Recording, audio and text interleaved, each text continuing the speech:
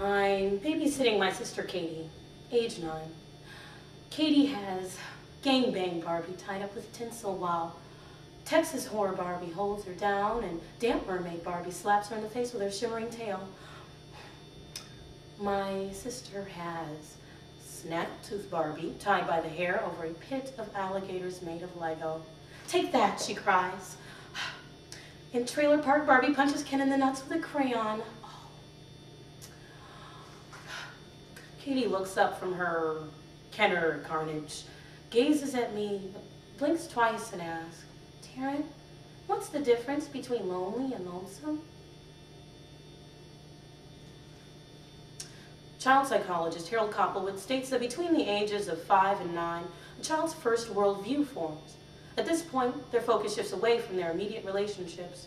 However, it is still these relationships that create the very foundation from which they will become adults. This poetry program will demonstrate just how a society as a whole evolves through the freshness of a child's mind.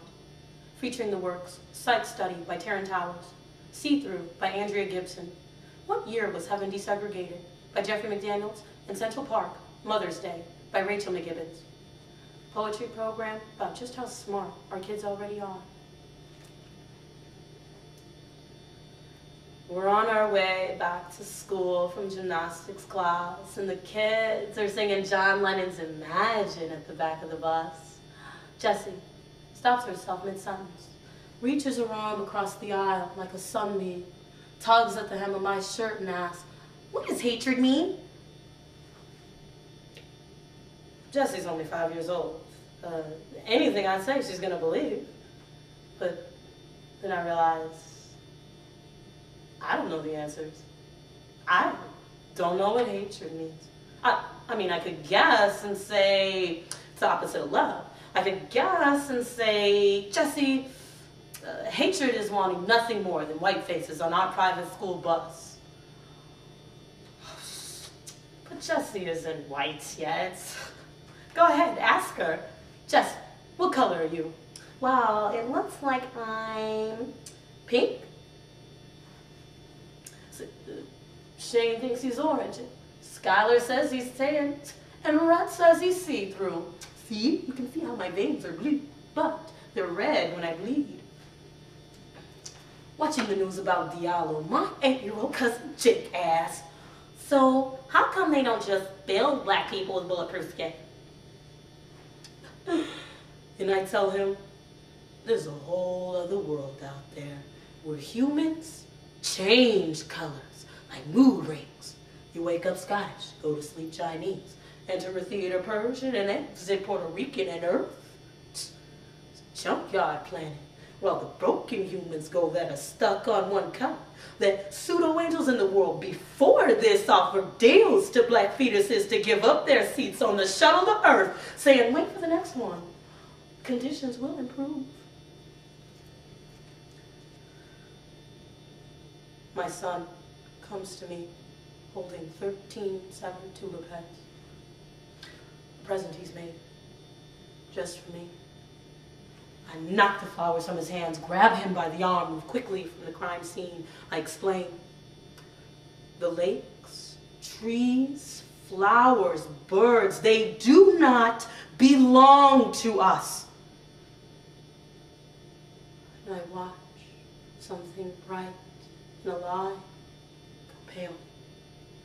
His head lowers like those stems, their broken necks. Chin against his knees, he stares at the grass, does not speak again. A mama forgets what her weapons can do. Can't know which one of her failures will be the one that doesn't. Tommy's turn with the belt in 15 years becomes Maggie's throbbing black eye. Christina's twisted arm becomes suicide without a note. Kevin's scolding at open house becomes only girls when they're upside down. Lonely, Katie. You know, lonely goes away in a few days with enough ice cream and skinnies and cartoons and make-believe friends. I paused. You two have friends, right, Katie? Yeah, but I can't play with them over the phone. I nod. Right. So, what's lonesome mean? She says with the biggest, brownest eyes of any puppy dog in town. Oh, lonesome. You haven't met Lonesome yet. Lonesome is the last radio DJ awake on a 400-mile stretch of Kansas highway. And it's 3 a.m. and the semis are all parked on the off-ramp sleeping. And the night is clear, but the moon is gone. All you want is a cup of coffee. All you want is your pillow. All you want is your sweetheart, but he's back in Pennsylvania doing God knows what. Sleeping, you hope, but you got a whole damn country to put between him and you drive. You drive. And you sing to yourself. You pretend the DJ can hear you talking. Last year on our vacation to D.C., little Jake wondered, how come there's a Vietnam Wall, Abe Lincoln's house, and a Holocaust building, but nothing about slavery? No 1,000-foot steel sculpture of a whip. No giant dollar bill dipped in blood. Is that because there's no Hitler to blame it on? No donkey to stick it on? Are they afraid blacks will want a settlement? I mean, if Japanese Americans locked up in internment camps for 5 years cashed out at 30 G's, then what's the price tag on a 300-year session with a dominatrix who isn't pretending? And white people say, we gave them February, Black History Month. But it's so much easier to have a month than an actual conversation. This morning I found 13 tulip heads, waiting nervous at the foot of my bed. I gathered them in a blanket, kissed each tiny face, gave them names.